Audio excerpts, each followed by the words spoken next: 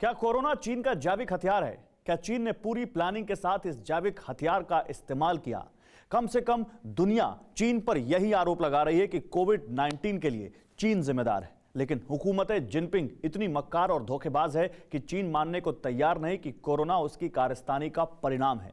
सवाल है कि आखिर चीन ने कोरोना को विश्वव्यापी कैसे बनाया और कैसे वायरस को अपनी लैब से निकालकर उसे ग्लोबल बना दिया। टेलीसीरीज के इस एपिसोड में देखिए रहस्य, अनरेवल द सीक्रेट।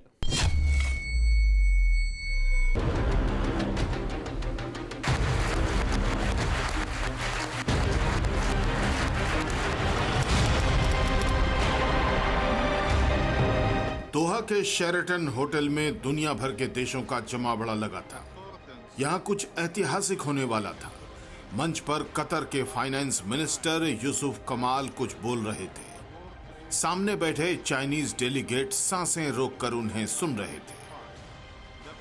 जैसे ही यूसुफ जमाल ने कहा, the ministerial conference so agrees, hotel Sheraton तालियों की गड़गड़ाहट से गूंज गया।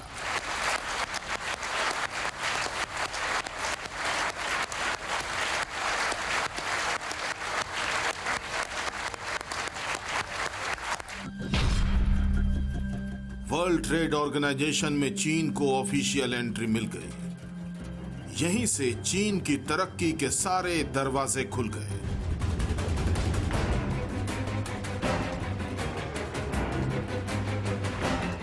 – 2001 में न तो चीन की परचेजिंग इकोनॉमी आज जैसी थी,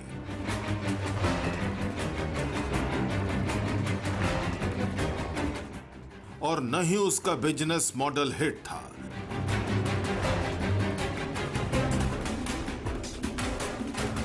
लेकिन इस शुरुआत के 20 साल बाद चीन ने जो कर दिखाया, उसे देख बड़े बड़े चकरा गए।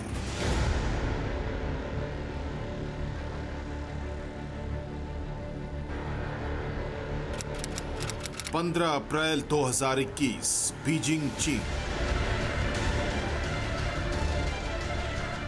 कोरोना काल के बाद साल 2021 के शुरुआती 3 महीनों में चीन की इकोनॉमिक रिपोर्ट आई। आंकड़े देखकर अमेरिका से लेकर यूरोप तक सनसनी फैल गई। चीन ने 18.3% की रिकॉर्ड जीडीपी ग्रोथ हासिल कर सबको चौंका दिया। चीन में 1992 से जीडीपी के आंकड़े रिकॉर्ड हो रहे हैं। तब से लेकर अब तक ये चीन की सबसे शानदार बढ़त है। महामारी के महासंकट में पॉजिटिव ग्रोथ रेट हासिल करने वाला चीन दुनिया का इकलौता बड़ा देश है।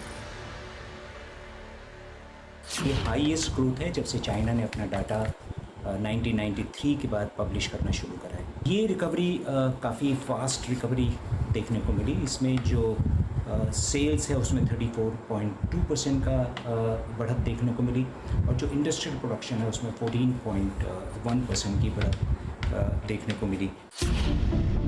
चीन के इस आर्थिक चमत्कार के पीछे एक वजह है। चीन ने कोरोना पर सबसे जल्दी काबू पाया और अपनी अर्थव्यवस्था को खोल दिया।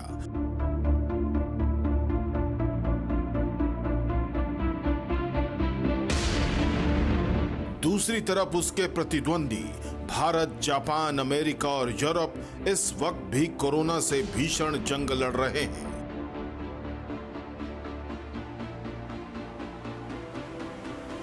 दूसरी तरफ चीन के आंकड़े हैरान करने वाले हैं। ड्रैगन लैंड में ऑटोमोबाइल और मैन्युफैक्चरिंग सेक्टर कोविड पीरियड से पहले के लेवल पर पहुंच चुके हैं।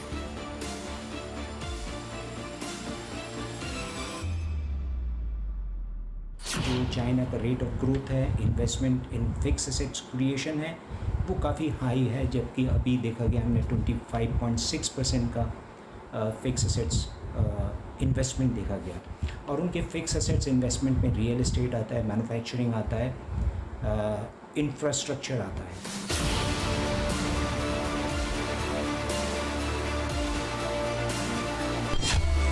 साल 1978 में चीन का निर्यात सिर्फ $10 बिलियन था। 1985 में यह बढ़कर 35 बिलियन हुआ और 2003 तक चीन का निर्यात $4.3 ट्रिलियन तक पहुंच गया। आज चीन अमेरिका के बाद दुनिया की दूसरी सबसे बड़ी इकोनॉमी है, व्यापार करने वाला सबसे बड़ा देश है। चीन अपनी इकोनॉमी का 40% इन्वेस्ट करता है। ये ड्रैगन के ग्लोबल मुनाफे का मंत्र है। साल 2013 में चीन वन बेल्ट वन रोड योजना लेकर आया।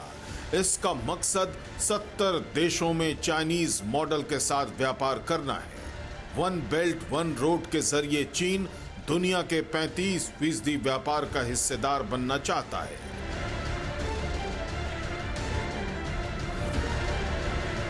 लाल सल्तनत में जितने भी तानाशाह आए, उन सब का मकसद अमेरिका को पछाड़कर सुपर पावर बनना था, लेकिन न तो वो ऐसा कर पाए और न ही वो ऐसा कर सकते थे, क्योंकि अमेरिका का रुतबा ही ऐसा था कि चीन सुपर नेशन से न तो पैसे के दम पर लड़ सकता था और न हथियारों के दम पर। अमेरिका का विश्व वर्चस्व तोड़ने के लिए चीन को एक ऐसे चमत्कार की जरूरत थी कि बगैर गोली चले वो अमेरिका को घुटने पर ला दे।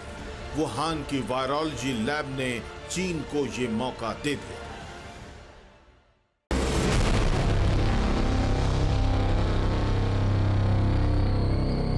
फिक्र आपकी, सोमवार से शुक्रवार रात 9 बजे सिर्फ TV9 भारतवर्ष पर।